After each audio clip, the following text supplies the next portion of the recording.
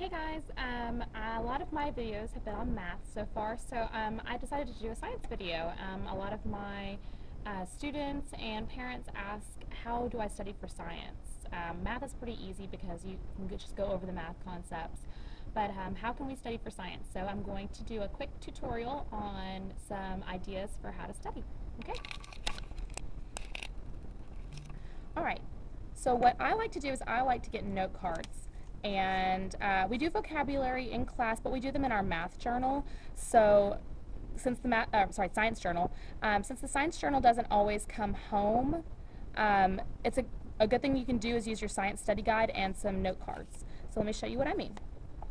This is the science study guide that we use at Sci-Fair, and this is a great resource. But the students don't always get a lot out of just reading it. So making flashcards for them to reuse over and over, and they can practice when they're on the bus, they can practice before they go to bed, anytime during the day.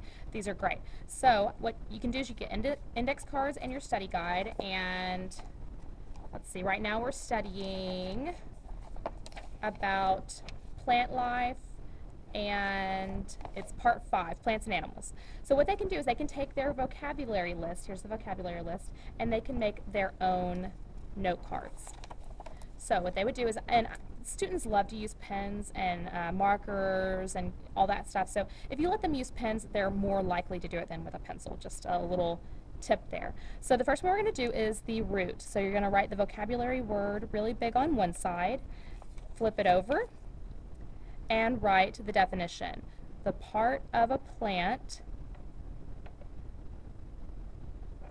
that holds the plant in the ground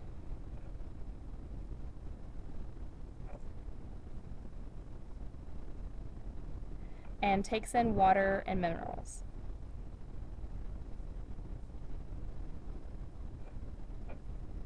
Now, when you're studying with your student, the biggest mistake I see is that they hold up this part and say, okay, what is this? And then the student says, oh, well, that's easy, that's the root.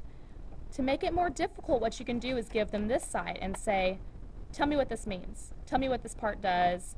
And they have to remember all the things that the root does. So that's a really great way. Another thing that you can do is to draw a picture. So you can have them draw a picture of a plant, and they love doing this because what kid doesn't like art, right? All right, so they can draw the root, and then they can draw a big arrow pointing to this and a box like that. What is that? What part is it showing? And then on the back, they can write root. A lot of the test questions that we have are ones that show pictures. So this is a really great way to do that. So that's one way that you can study for science using your study guide. And in the study guide, there's also pictures. So if you wanted to draw each one of these pictures as a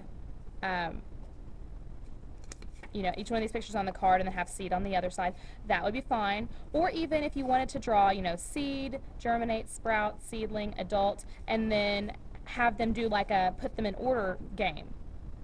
That would also be neat. Or even, you can see this is kind of broken up.